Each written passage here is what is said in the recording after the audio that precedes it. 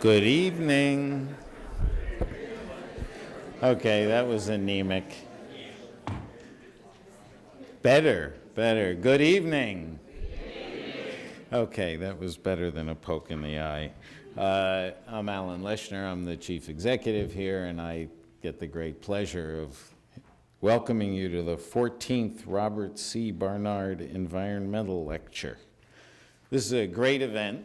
It's actually organized by the AAAS Science and Technology Policy Fellows, of whom we are particularly proud today because last night the AAAS Science and Technology Policy Program received the Public Service Award from the National Science Board in a very elaborately fancy event at the State Department. So if some of us look a little groggy, that's why. But having said that, it really was a wonderful honor for the program, which has been around longer than 40 years and has trained some 2,800 science and technology policy fellows. So those of you who are fellows, former fellows, knew a fellow, had some relationship with a fellow, congratulations to you as well.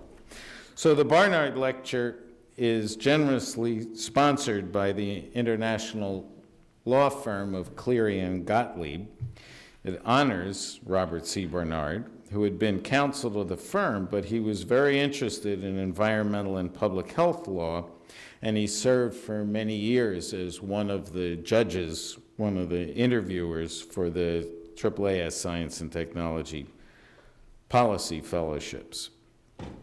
We, of course, are very grateful to Mr. Barnard and to the Cleary Gottlieb for their support, and, of course, to the selection committee for this year, who has fabulous taste. They have selected, as the Barnard Lecturer this year, Dr. Rosina Bierbaum, who is professor and dean emerita at the University of Michigan. She also has appointments in the School of Natural Resources and Environment and the School of Public Health. Her full bio is in the program that you have, but let me just point out a few highlights. First of all, she was a AAAS Science and Technology Policy Fellow and therefore is obligated to be loyal to us for the rest of her life. While she was a fellow, she was at the Office of Technology Assessment. In addition to her work in academia, Rosina Bierbaum is one of those wonderful scientist citizens who is involved in a very wide array of what I would call volunteer activities. Volunteer defined as you don't get paid, but you have to work a lot. And she has been involved in a very wide array. Just let me give you a few examples. She chairs the Scientific and Technical Advisory Panel of the Global Environmental Facility, serves on President Obama's Council of Advisors on Science and Technology, known lovingly as PCAST, and she's a lead author of the U.S. National Climate Assessment and an adaptation fellow at the World Bank. Rosina served for 2 decades in the legislative and executive branches of the government. She ran the first Environment Division of the White House Office of Science and Technology Policy.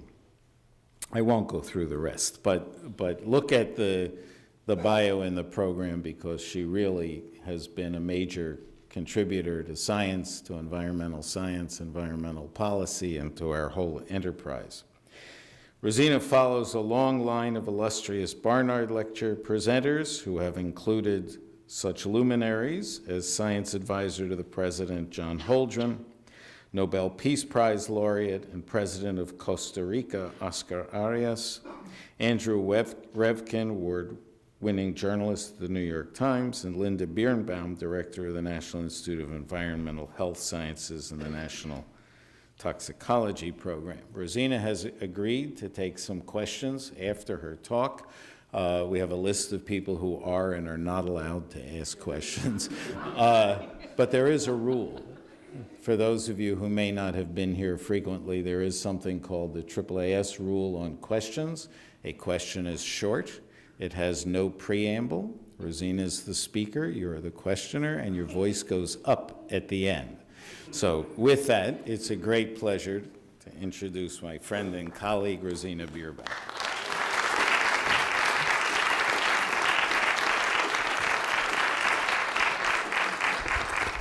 Well, thank you very much, Alan, for that very generous introduction. The AAAS Fellowship certainly did change my life, and I was trained, as I think many of the AAAS Fellows were, to be sort of narrow and deep in a particular discipline, and especially in the last few years, I've spent quite a bit of my time working with the development agencies where science is not a very loud voice. And I want to try to bridge some of that thinking with you today using climate change as the main theme, but then moving more broadly into the issue of sustainable development and what that poses. So most of you are not, I think, old enough to remember this Christmas gift that we got from Apollo 8. This is the lovely poem that was put at the bottom by McLeish. And it said, to see the earth as it truly is, small, blue, and beautiful, and that eternal silence where it floats is to see ourselves as riders on the earth together, brothers on that bright loveliness in the eternal cold. This was before you couldn't say just brothers. And brothers who know now that they are truly brothers. But we really are no longer riders. As Paul Crutzen said, we're actually drivers. And this cover from The Economist in 2011 emphasized that no part of the globe is untouched by humans. So we are in the Anthropocene. Many of you have probably seen this article in Ecology and Society by Rockstrom et al., which argues that we have already likely exceeded at least 3 planetary boundaries in biodiversity, in climate change, and in nitrogen. And we are headed towards exceeding quite a few more of those. So now let's pull it in for a minute to climate change, because as you've heard, it's been a very exciting season for climate reports. What do we know? Well, the new climate change report came out yesterday from the US government, the National Climate Assessment, and the recent IPCC reports. And the news is continuing, that warming is continuing, that CO2 is at record levels, that sea level rise is accelerating. We're already seeing impacts on a number of systems. The warming could go as high as 4 degrees C under business as usual. The impacts include very high temperatures, in fact, in many cases, unprecedented temperatures, inundation of coastal areas, and loss of livelihoods that will affect every region and every sector. But there are ways to get back towards a 2-degree pathway, but we are really very rapidly running out of time. These are the 2 covers on the left of Working Group 1, the science part of the IPCC, and on the right, Working Group 3. And a couple of grand concluding sentences from these. The science report concluded that it's extremely likely, to which they assign 95% confidence, that more than half of the observed increase in global average temperature since the 50s is caused by anthropogenic emissions. And an interesting set of stories from the right cover, the mitigation, are that emissions grew more rapidly between 2000 and 2010 than in each of the 3 previous decades. The US and China are now about 43% of the world's emissions, and they say that to mitigate or keep emissions near a 2 degrees C temperature above pre-industrial levels would cause the global economic growth rate to be 1.96 a year, roughly, instead of 2% a year. And so you see how you can use this in 1 year or many years to argue it's going to cost a lot or it's going to cost a little. And this is the cover of Working Group 2, the Impacts, Adaptation, and Vulnerability Report. And this is showing people planting mangroves in Tuvalu to help stem the storm surges as the sea level rises. And for Working Group 2, and I was trained as an ecologist, there's actually a lot more information in this report that species are on the move, that as temperatures are warming, they're actually moving towards the poles to get to cooler climates. And we had good evidence in the previous report that terrestrial species were kind of moving towards the poles at something like 4 miles per decade. But now, for the first time, we have a lot of information on the marine species, more than 350 marine species, some of which are moving 250 kilometers a decade. And so ecosystems are being disrupted as the parts that swim and crawl and are wind dispersed are moving in different paces and getting out of sync. This is the cover of the new, oops, I knew I would do this. I hesitate to do anything. Yeah. They told me if you get it stuck, which I have always done on this stage, to do nothing. Thank Try you. that. Okay, will you stay I'm here? the techie. He's the techie. This is an interesting commentary. So this is the cover of the National Climate Assessment, which was just released yesterday. And I urge you to take a look at it because I think it really does a good job of telling you what climate change means to you in your place in the US. But I think all of these reports are really a tale of two future worlds. The future really is still in our hands, and we can leave the next generation the worlds on the left side of the chart, temperature on the top and precip on the bottom, or we can leave the next generation that roasted world of about 4 degrees C on average warmer, which is about 8 degrees Fahrenheit warmer, but at the high latitudes, quite a bit warmer, and vastly drier areas shown in brown on the lower chart, and vastly wetter areas in blue. And I would argue that those globes on the right are virtually unrecognizable planets, but we can still choose which world we want. So what's new in these reports? I think a couple of messages that really struck me is they're recognizing that we need both mitigation to reduce emissions and adaptation or coping and preparedness to confront the changes underway. And so if you look, there are 4 chapters on adaptation in the IPCC report, and there's actually 1 chapter on adaptation in the National Climate Assessment. So that theme now that we have to get on with coping with changes now, no matter what's happening on the mitigation side is new. There's also a bigger theme that climate change is interacting with all kinds of other stressors, and the more you think about it, the more devils in the details there are. And you will see both in the IPCC and the National Climate Assessment more cross-cutting chapters. A call for improving the livelihoods of especially the poorest on the planet, but decoupling that from increased natural resource degradation. And this is coming from many sectors, not just from the science reports. And that the public sector absolutely has to lead, but it certainly can't do it alone. And that the efforts, political and financial, are incommensurate with the task. We really need transformational change to make progress.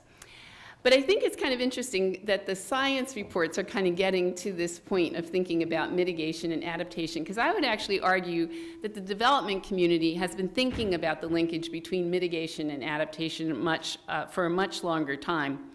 Yes, sustainable development is not possible without confronting climate change.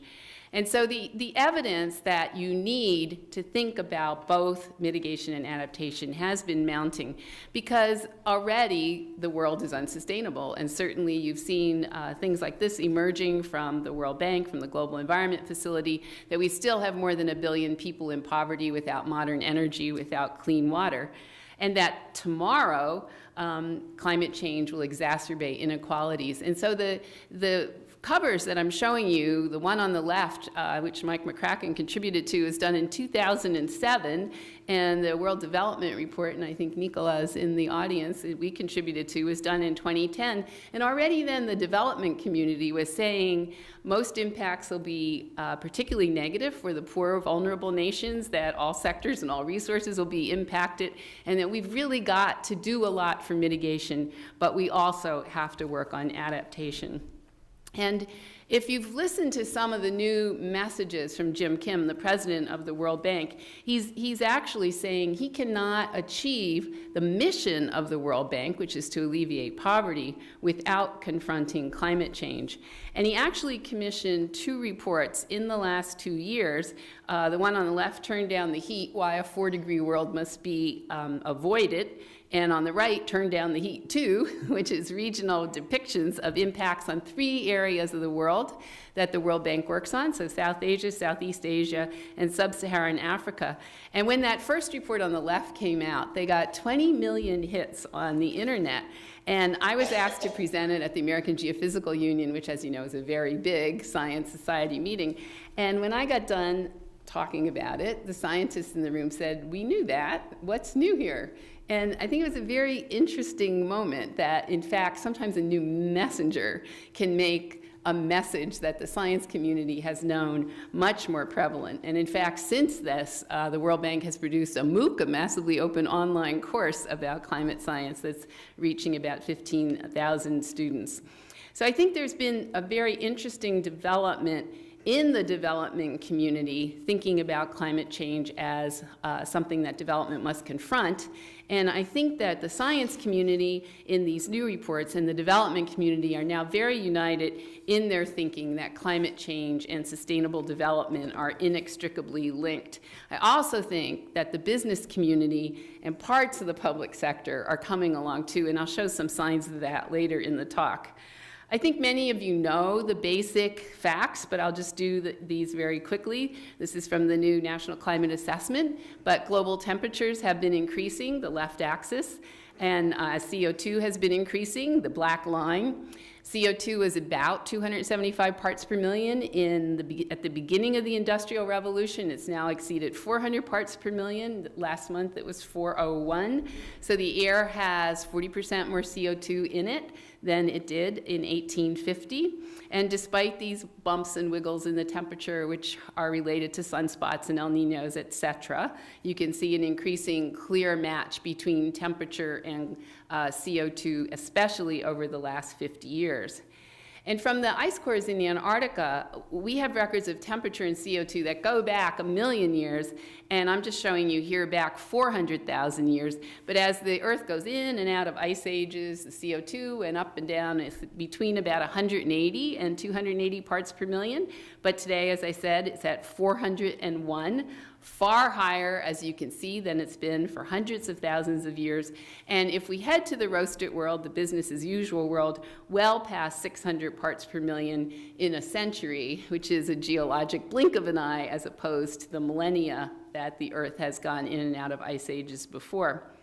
So let's look at some of the new information coming out of the IPCC. Boy, they have a lot of information on their new maps, but basically if the icon is filled in and there's a lot of solid lines next to the icon, there's confidence that these things are changing.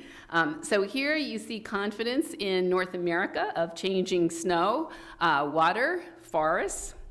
If you look in the Arctic, you see confidence that everything is changing. Let's take a look down at South America. You can see you see the water droplet, and livelihoods are the people. And as you look across the globe, one of the things that caught my eye is especially the number of filled-in water drops and fish. So the species on the move that I mentioned earlier with fish and the impacts that we're already seeing in water, too much, too little, wrong time, bad quality. As you know, we're also seeing a lot of changes in the global ice sheets. And we're seeing very rapid melt of the Greenland ice sheet. The orange shows the areas that were melting in 92, 2002, and 2007. This is actually faster than our physics models predicted, and an example of uncertainty that cuts the wrong way, as in exacerbating the impacts. Sea level has about doubled from 1.7 millimeters a year to about 3.2 in the last few decades, and some of it now appears to be due to Greenland melting. And in fact, in 2012, the entire surface of Greenland was melting in July, so the whole map was showing up orange, which is something that we don't think has ever happened before. Of course, Greenland holds 7 meters or 21 feet of sea level rise were it to melt. You've also heard a lot in the press recently about the Arctic floating sea ice melting at a prodigious rate. And because that's floating, that doesn't contribute to sea level rise.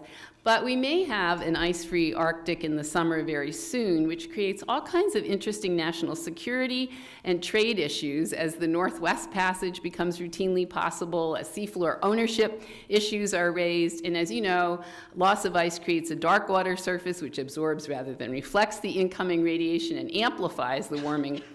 But if you look at the map on the left, the summer ice cover extent in 1980 was all the colors. By 1998, it had lost the red, and in 2012, it had lost the pink and the red, and the graph on the right shows you the long-term decline. Now, in last year, the ice did rebound a bit to be on that long-term downward line, but it is not growing again, as some of the news articles suggested. And the Northeast and the Northwest Passage were both open last year, but ironically, much of the traffic that went through it were cargo ships of fossil fuels, coal and oil. We are seeing more rain coming in tropical extreme rainfall events. And in the northeastern U.S., the volume of rainfall coming in the very highest rainfall events is up 71% over the last century. And we would argue those are not Shakespeare's gentle rains from heaven that are so good and conducive to growing crops, but actually quite erosive. And I thought, oh, there's the map. I thought I had put the map in. There it is. And this is the new National Climate Assessment map that was released yesterday. But the warmer weather is also increasing evaporation, particularly in the interior of continents. And this is showing you Nebraska in 2012, when you may remember that 60% of the country was in drought. We certainly know California is in a drought too now. And this is Lake Mead. This is from January. And you can see the bathtub rings showing where the water levels used to be. And it's now at 1,100 feet. And if it drops to 1,000 feet, millions of people will lose their principal source of water.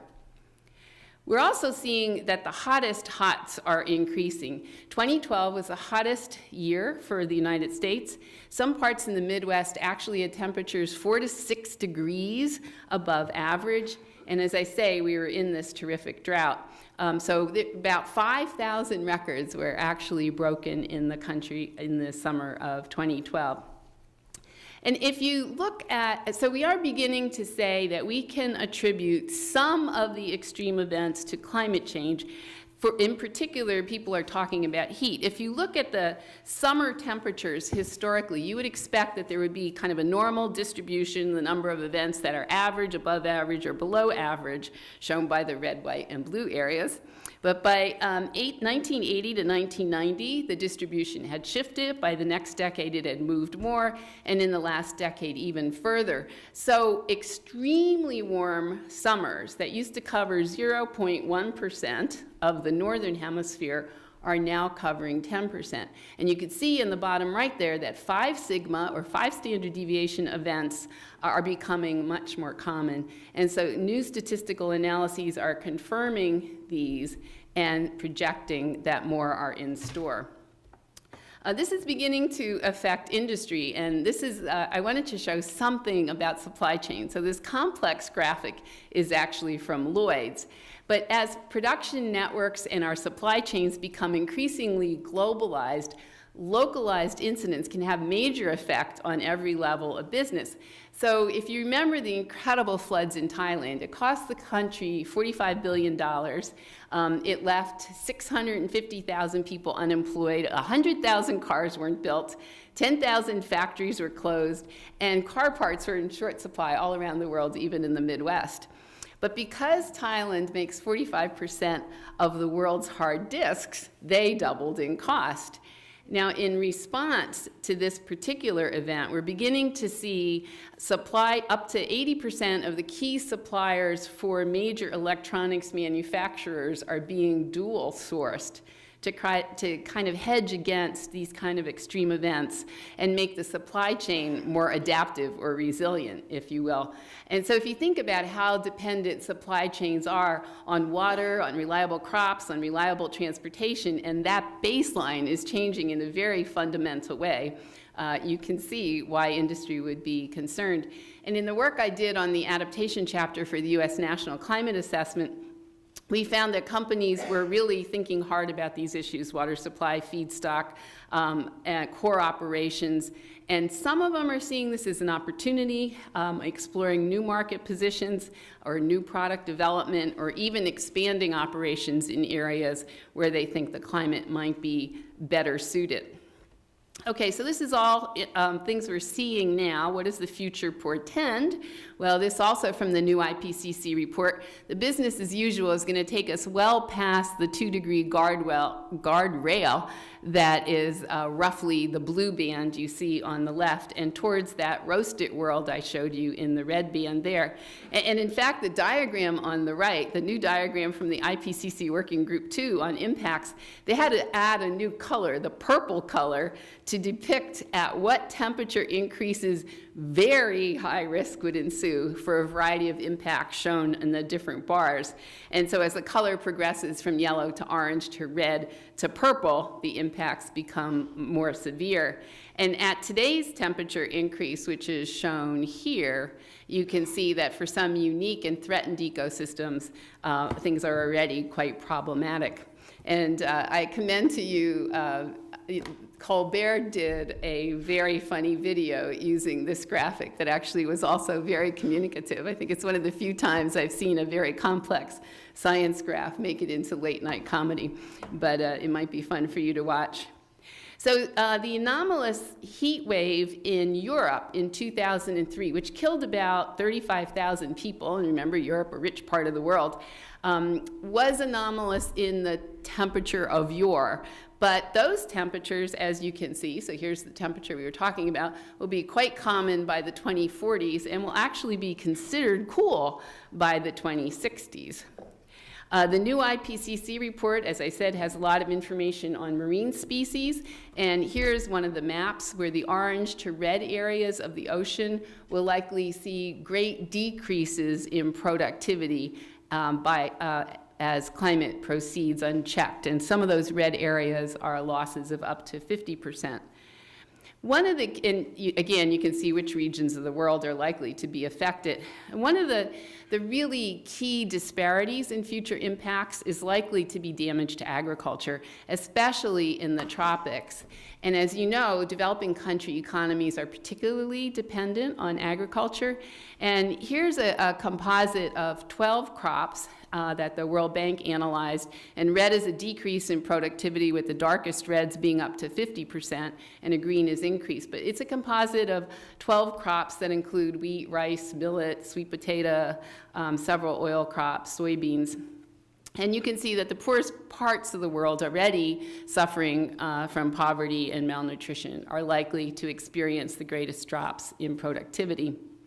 And I would like to note that actually already the new IPCC report says we are seeing crop yield impacts in wheat and maize, a decrease in the rate of increase of productivity. But two of the world's most important grains, wheat and maize, are already showing some. This particular chart, though, is showing future projections for Latin America and the Caribbean, and here each bar is a different country. So the red bars are for the year 2050. And as you can see, if you just look at corn, for example, climate change could reduce yields throughout Latin America, and that's regardless of what emission scenario was used. Mainly thought to be due to the shorter grain filling period, which is not compensated then by CO2 fertilization. Now, of course, adaptation strategies, which could include new crop varieties or irrigation, different land management, could limit but not completely offset the climate change. And I know this next map of the Colombia coffee producing area now on the left, and then in 2050 will affect some of my audience deeply, probably you, Alan, since you're saying you needed more caffeine. But the red areas are suitable for coffee now, and as you see on the right, about 80% of them are expected to disappear. Of course, we, as a rich country, are not immune to changes. This new map from the National Climate Assessment shows how many of our southeast coastal areas are particularly vulnerable. But if you think about sea level rise globally, we expect a lot more environmental refugees. Here, the blue dots on the map show cities of more than 1 million people, and the red and yellow coastal areas are the fragile areas, and a rising sea of 3 feet or about 1 meter will certainly put a lot of people and infrastructure at risk. If you think about Bangladesh, that same 3 foot or 1 meter will inundate 17 million people and 16% of the land area. And we are seeing in these reports increasing concern that the changing availability of natural resources, particularly fresh water, food, the spread of disease vectors, and environmental refugees could lead to conflict. We've seen some reports by several entities in the US and abroad that have raised this in recent years, but this concern is now pretty firmly reflected in the new IPCC report. So we know some of the ways forward. We need to very rapidly move to reduce emissions and to enhance resilience. And really, it sounds trite, but we can't do it unless we act now, act together, and act very differently. Acting now is essential, or some of the options will be precluded to us. Some future temperatures will be precluded to us. So our ability to control temperatures and keep it near that 2-degree guardrail that both the convention countries and the science communities of the world have called for requires very significant mitigation across all sectors. So instead of being on this path, the business as usual path, we have to lop off a lot of wedges by 2050, which is no mean feat. But the biggest top wedge, the huge red one, is energy efficiency. And there's a lot of low-cost fruit to be had there. The orange wedge is the next generation of renewable energy. Most models assume you still need some contribution from nuclear, which I show as the yellow wedge there. Developing carbon capture sequestration, the ability to actually take the CO2 from fossil fuels and stuff it somewhere, is built in most of these models. You need quite a bit of it. But don't ignore the dark green wedge, how we manage our forest. Don't ignore the light green wedge, which is the non-CO2 gases, some of them short-lived. And the tiny one on the bottom is the fuel switching to natural gas, which is happening to some degree. And just to spend a minute on the short-lived climate pollutants, which is something that Mike McCracken has spent quite a bit of time on, the main short-lived pollutants are black carbon and methane. And both of those have the potential to avoid about 3 million premature deaths a year from indoor and outdoor air pollution by about 2030. And you could avoid perhaps as much as 35 million tons of crop loss per year, and perhaps slow down the rate of warming by up to 0.5 degree. And so you can see the difference in the red line with CO2 alone measures and the green line with CO2 and short-lived gases. So could make a very big difference. So we have to act now to begin to bend those trajectories. We also have to act now to cope with weather-related damages and natural disasters that are increasing. And so whether you look at the chart on the left, which is the number of disasters, or the chart on the right, which is the cost of disasters, they're both saying about 75% are due to weather-related events, which are increasing in both magnitude and cost. These are actually data from Munich Re. And so if we're going to protect people and infrastructure and ecosystems while preparing for greater changes to come, we have to get on with it. And there are some new studies that suggest every dollar you spend on resilience to disasters can save at least $4 in future disaster relief. And of course, not every extreme event can be linked to climate change, but climate change is loading the dice, if you will. And Tommy Tolles, who I think all of you in Washington have seen in the Post, had this cartoon, and I always think an issue has hit if a cartoon is written about it. But here the witness is labeled climate change and is telling the judge, maybe that storm was one of mine and maybe it wasn't. You can't prove a thing, so you'll just have to let me go. And the little guy at the bottom, who always has the last word, which you can hardly read, there says, a loophole you could lose a planet through. So we have to act now, we have to act together, and acting together includes knowledge exchange, technology, finance, and policy. And by exchanging knowledge and technology, of course, the hope is that developing countries can leapfrog the most inefficient and polluting phases of development. It's very, very clear as climate proceeds that big investments are needed, both from the public and from private sources. And I would argue there's not enough public money to go around. And collaboration between countries is essential to bridge the financing gap. So I'm not actually going to show you all the cost estimates in this talk, but we can talk about it more in the Q&A if you want to. But acting differently also means that you have to, on the top left, build infrastructure to withstand these new extremes, the new 100-year flood. You have to improve agricultural productivity and efficiency of water use to feed 3 billion people. And I hope you see on the upper right how that just turned from a wasteland into a beautiful green terrace landscape. That was the Los Plateau in China, which is an area the size of France.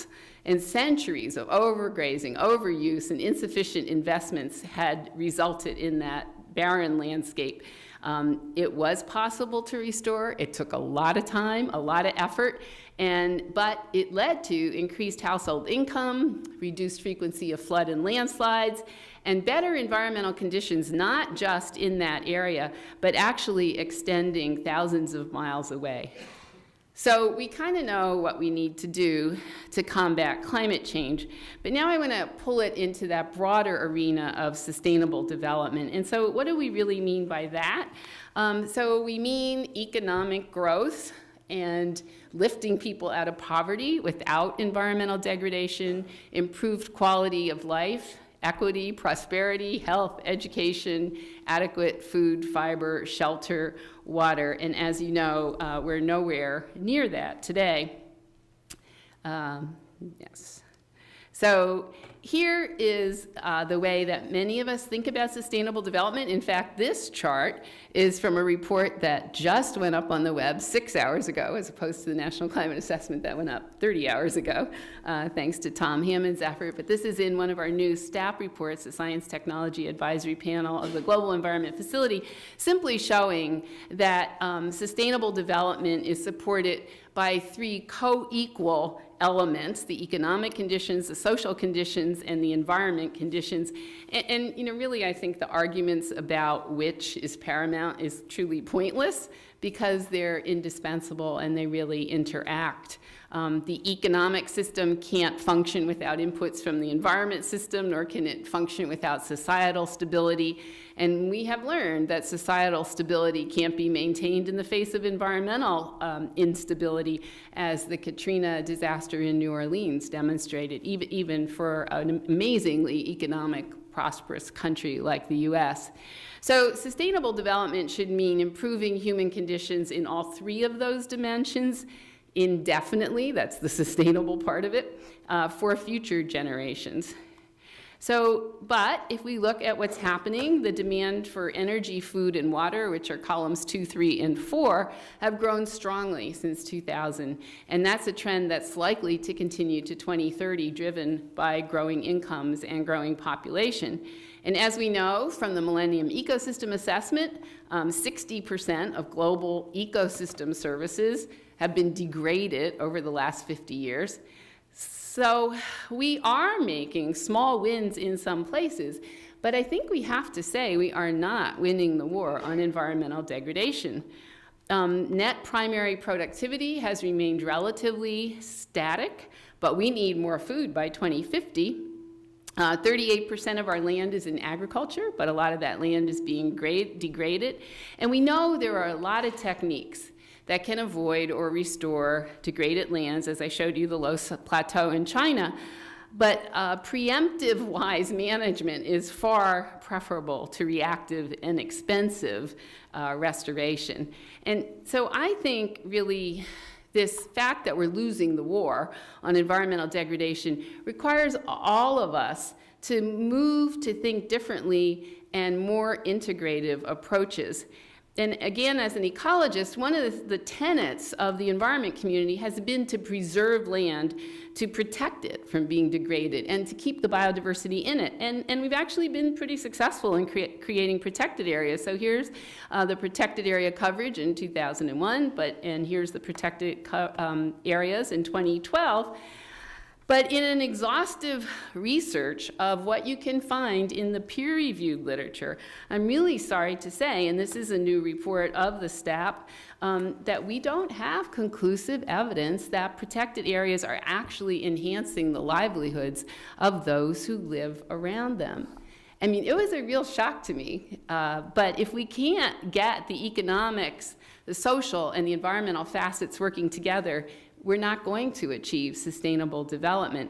And I think that it is very clear from this study that there is a lot of work that we as a science community need to be doing as ecologists and as economists and as political scientists to work together and to bring more lessons from the development and practitioner world into the peer-reviewed literature, and to bring data sets in that can actually be evaluated so we can figure out what our ecological efforts are actually doing for livelihoods. And while I'm focused on the Amazon, if you look at the Amazon and climate change, if the droughts that we saw there in 2005 and 2010 become normal, we may lose a lot of rainforest, a lot of biodiversity, change the water patterns in the whole region, not to mention release a whole lot of carbon in the process. And in 2005, 1 gigaton, or roughly 10% of global emissions, were released. So managing resources for livelihoods, for ecosystem services in a changing climate is really an urgent agenda for the scientists and the policymakers, because no longer can we argue that past is prologue. And this is going to require a shifting from the old ways on the left side of working on place-based things, regulating the actual use of resources, and tackling issues kind of at the end of pipe or at the point of degradation, to moving more upstream to tackle the drivers of consumption and to align economic and societal goals with environmental health. And interesting, as I already intimated, this kind of thinking is now really permeating the development community. So whether you talk about the Global Environment Facility, the World Bank, the regional banks, or the global philanthropic community, such as the Moore Foundation, they are all now coming to the conclusion that systemic change requires aligning the economic, environment, and social issues. So instead of tackling one by one the issues that I show in the bottom boxes, they're trying to think about more systemic ways to go after global environment benefits. And the three that I'm showing you there are three that the Global Environment Facility has actually started to pursue as of about a week ago, but they're actually very similar to the ones that the World Bank and the Moore Foundation are thinking about. And so in this vein, one of the three integrated assessment efforts will be on deforestation and getting that out of the supply chain. So if you think about demand for beef, for soybeans, for palm oil, for biofuels, all of those are driving deforestation. So thinking about the potential roles of certification, the greening of supply chains, even intensification of some cows on some lands, as well as education and changing demand, they are looking across the whole bottom line there from supply to demand and looking for interventions all along that way. So this is one big new theme, taking deforestation out of the supply chain for the Global Environment Facility. A second big one is looking at the huge food gap, particularly in sub-Saharan Africa, and looking at the potential for crops that can persist in both droughts and floods. And one of the new climate shocks in parts of Africa is not just having droughts, but having an increasing number of floods as well, and heat waves. And so looking for ways to meet the growing population needs, alleviate poverty, improve livelihoods, and especially in sub-Saharan Africa. So this is a theme number 2 for the Global Environment Facility, and one that you've probably seen in many places, green cities, for obvious reasons. 2/3 of the population will live in cities. It's easier to build them green than to retrofit them, and we need increasingly to protect people from the ravages of climate change, whether it be the storms in the coastal regions or the heat waves, and also improve air quality and landscapes. So this kind of systems thinking, or moving upstream to tackle drivers of environmental degradation, is nascent, but it's growing, but it's necessary. And I think development entities desperately need help from the science community in figuring out what kinds of projects they can do. What would success look like? How would you measure it? What kind of monitoring? What kind of data sets? And I think this is a really rich and interesting area for the science community to engage in, and very quickly, because projects will be designed quickly. I mean, we know that environmental degradation is extremely costly, and this is a synthesis of a number of country analyses across 20 developing countries where the average cost of environmental degradation was pegged at 8% of GDP. It's quite amazing that it came out that high. But we also have seen that a lot of health issues are related to environmental problems. And here, green growth can help clean up the existing burden of disease. The darkest colors on this map suggest 30 to 40% of current disease burden is related to environmental issues. I would argue we also need, as a community, to be able to characterize the costs that can be avoided by sustainable development. We're very good at estimating the costs of acting to reduce emissions, such as CO2, but we're not very good at helping to estimate the value to humans and ecosystems of avoided damages from storms, from avoided hunger, from avoided loss of lives from fire and mudslides, and the increased value of access to energy and to water.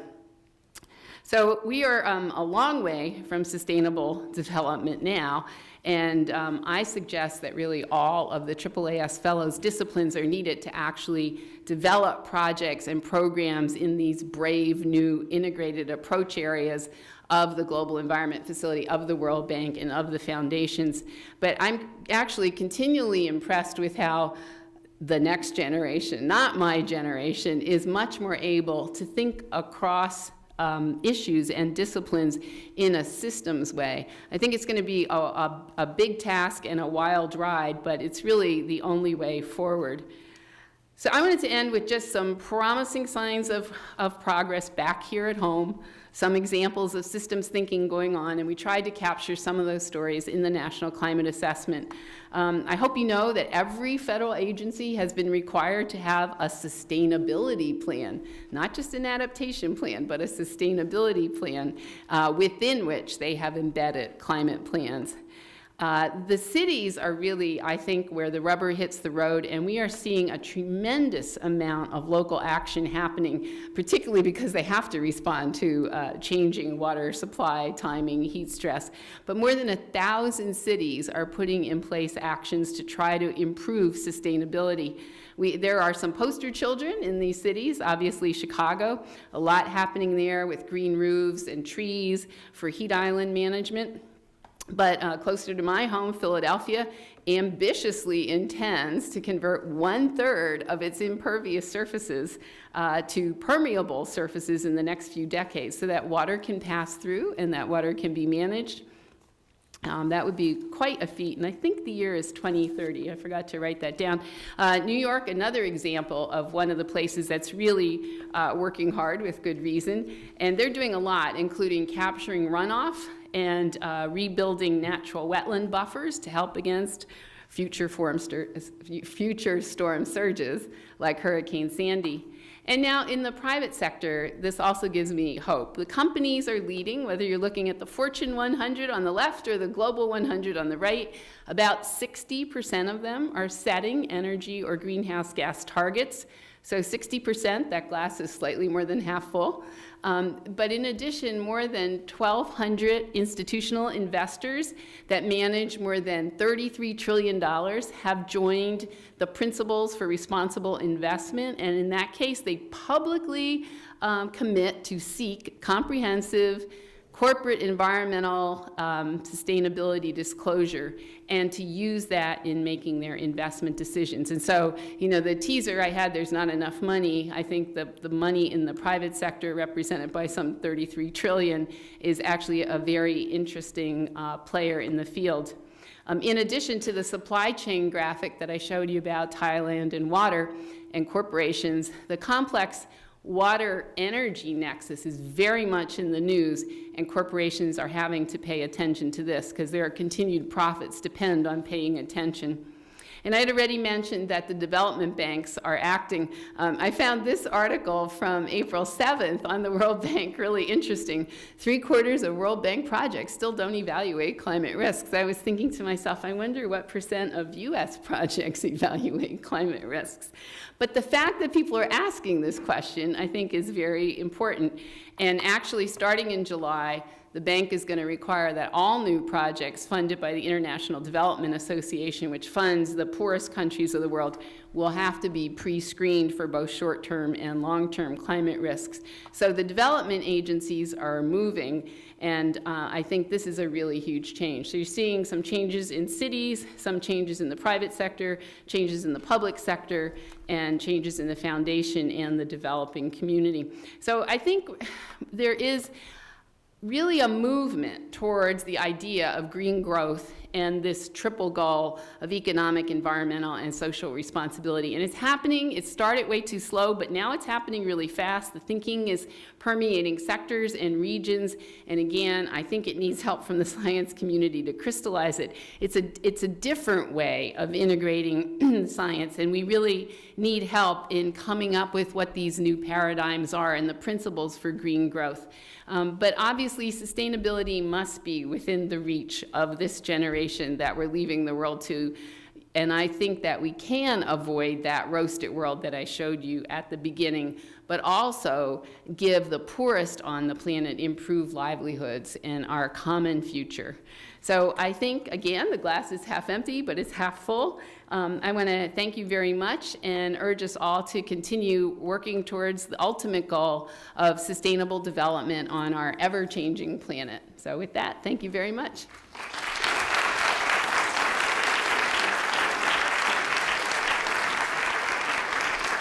Wow, that was masterful. I thought that was just a fabulous integration of a ton of data and an almost ton of reports, probably a ton of reports that are going on. Dr. Bierbaum has agreed to take questions. Please use the microphones. What I ask you to do is remember what a question is, but identify yourself, state your question, and we're ready. Okay, please. Thank you. Hi, I'm Jennifer Wiseman, AAAS. I noticed, unless I didn't see it correctly, but your chart that showed crop production falling off, wheat, corn, so forth, but it showed rice production increasing. Did I see that correctly? Yes, for Latin America. That was for one part of the world, yeah. And so is that a direct consequence of climate change or of adaptation? No, these are without adaptation. So that is expecting that it will be, that the climates will be better for rice and a lot worse for some of the others. Thank you so much for what I can't believe you were able to do in 1 hour. Such clear thinking and presentation. I really appreciated it. One question I have. Who are you? I'm Miriam Heller, and I taught a course in cities and climate change this past semester at in the professional master's program at the Johns Hopkins University. That's why I appreciate what you did. Amazing. But you had mentioned that the World Bank, when they do development projects, historically have not looked to the future and how well those, in the evaluation of the development projects, will they take into account climate change? So I want to ask you another question, because it's not simply a dichotomy between sustainable development and climate change.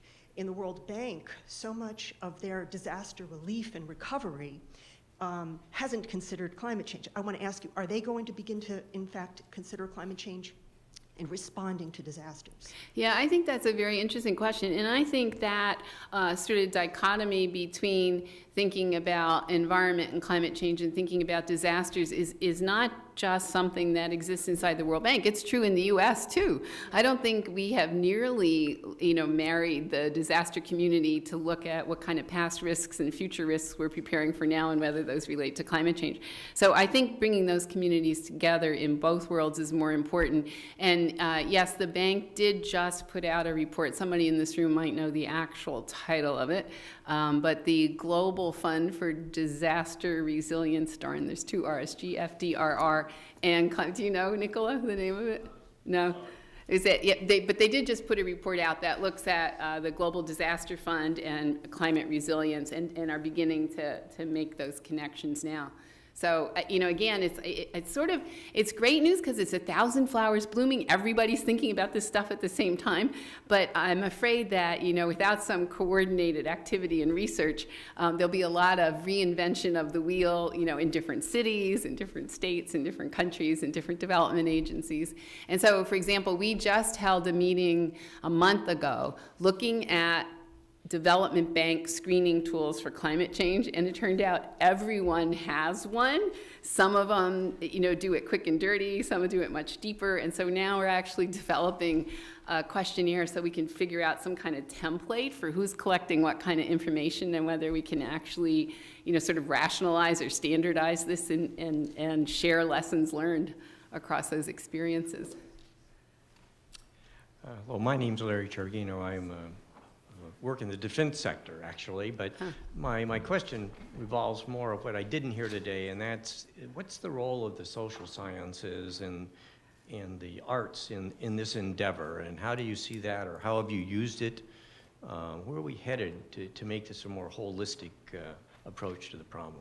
Well, I think the social sciences have been woefully underused as we've been thinking about solutions to problems. And one of my earliest exposures to thinking about technologies to confront climate change was coming up with all sorts of different things that people could do. And I showed you efficiency, which if I'd shown you a cost curve, all of that would be free lunch that we're not eating for some reason. And so obviously there are barriers to do that which is allegedly economic efficient, if not free. And that's where I think we very much need social sciences involved sooner in these kind of analyses. I mean, if we identify technologies that no one wants to implement, they're not solutions. And so understanding, what people's preferences are, what they're willing to do, and when and how, and what they want to preserve and what they value is really important. Another lesson in that same vein is the first climate assessment, and I was inside the White House when we did that one. We proudly handed all the farmers data on average growing season temperature change. And they were like, well, we don't want that. What's really important to us is to know the date of first frost, date of last frost, temperature at tasseling time. And we could have given them all that data. We just didn't talk to the right people. We didn't figure out, what it was society needed and vice versa. So I think the social sciences need to be integrated much more into all of this. And if I didn't say that clearly enough before, absolutely. The arts is interesting. I don't know quite what the answer to that is, except that in the broad suite of education, I think the arts have an important role to play. At the University of Michigan, there were several climate change exhibitions that were put on by some of the art and design students a few years ago, and I think they got much more attendance than most of the climate lectures did. And I think part of this is, making these issues real to you in your place helps, and I think art can help. I think, maps can help, pictures can help. I think when we showed that the state of Michigan is going to feel like Arkansas in the summers by the end of the century, I don't really have to say anymore. Everybody has a sense of how that changes your sense of place. And so in the broader suite of important education and outreach and conveying information to people, I think the arts have a very big role to play. You got to come to the microphone. Thank you. Henry Hedger, researcher, now a retired government. Recently, they had a very powerful storm in northern Australia, wind speed of 285 kilometers per hour, about 173 miles per hour. The area is lightly populated, but they were evacuating. These storms are increasing in power and number, and I wonder, has anybody got any plans to try to develop a structure, a home possibly, that can withstand like a Category 5 storm? Well, I don't actually know the answer to that, but I know that in the, obviously here at home in the wake of Hurricane Sandy, the Hurricane Sandy Task Force made a number of recommendations which included, nothing should be rebuilt unless it would be able to withstand the best guess of the new 100-year storm. And there was some footnote or something in the report that actually implied, and this would be good to consider elsewhere, a lot can be done with building codes, but I think that often a lot is not done with building codes. In the past, again in the 90s, when we used to rebuild after storms, you would build back to what was there before, not to a new best. And so some of that the federal government can help with through FEMA guidelines, but withstanding a Hurricane 5 storm in all regions, I don't know. But obviously, if we don't think about it, we're certainly not going to be prepared. I think it was it Cervantes who said, forewarned is forearmed? So again, at least considering how things are changing and trying to build to the new normal, which is admittedly changing, will protect more people. And a lot of this needs to be, as well, better emergency preparedness plans and getting people out of harm's way too. We clearly don't do a great job with that either. So part of it's building, part of it is protecting people, early warning systems, etc. We're going to take no more than 2 more. So. Hi, my name is Marco Buttassoni. I work as a consultant. I guess my question is about the definition of development and how to measure it. In your presentation, you talked about economic growth and GDP, but it seems to me that if the goal is provide well-being to people, it's not the same as economic growth and GDP growth. So I'd like for you to comment a bit on this possible issue and how that could be addressed by the scientific community as well. Thanks.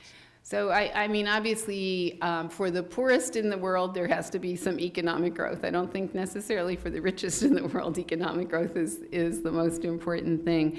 But if you look at the almost billion people that have been lifted slightly out of poverty over the last couple decades, it has been done with economic resources, and still a billion people with no electricity. That's going to require raising their economic status.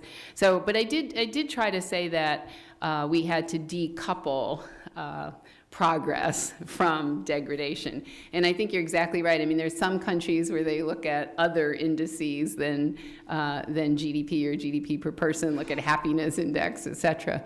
And so I think if we were able to value the ecosystem services and move towards more of kind of what people have called the green GDP, which would be a more, one hopes, truthful representation of the wealth of a nation and how that's changing over time, I think that would help, and that would get away from the strict economic dollar growth rate number that is so pervasive now. But I agree with you completely. Last one. Thank you, Professor Bierbaum, for a very compelling and eloquent presentation. I'm Leo Horn-Petanotai. I'm a director at the World Resources Institute, and I just co-authored a book on an academic textbook on climate change and development that was published earlier this year. This isn't a plug for the book, but if you want to know about the details, I'm happy to provide them. So one of the things that compelled me to write this book is the realization that, a part of the problem when we talk about climate change and development and the interface of these massive challenges for the 21st century is that we have fragmentation not only of institutions that we alluded to a lot before, but also of knowledge and the way knowledge is generated and the way that then generates policy. And so my question really builds on the question that was asked earlier about how do you integrate, how do you connect the dots between the arts and the humanities, et cetera, science. But my question kind of goes one step further. So how do you start to incentivize or move the scientific community to generate knowledge in ways that speak more directly to the needs of policy? So I mean, currently you have climate policies very much informed by science. You have development policy that's very much informed by economics. How do you start to get knowledge generation to fit with the needs of policy today and tomorrow? Thank you. So I think that is changing in part because as I was saying, this next generation thinks very differently than we did. We were trained, deep and narrow.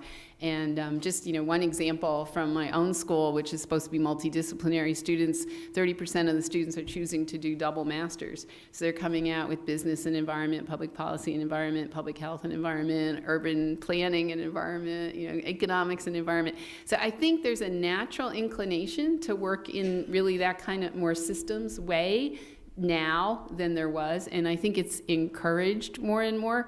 So I think that's a really hopeful sign. The projects that students are interested in working on, are already things that cross the disciplines that I already mentioned.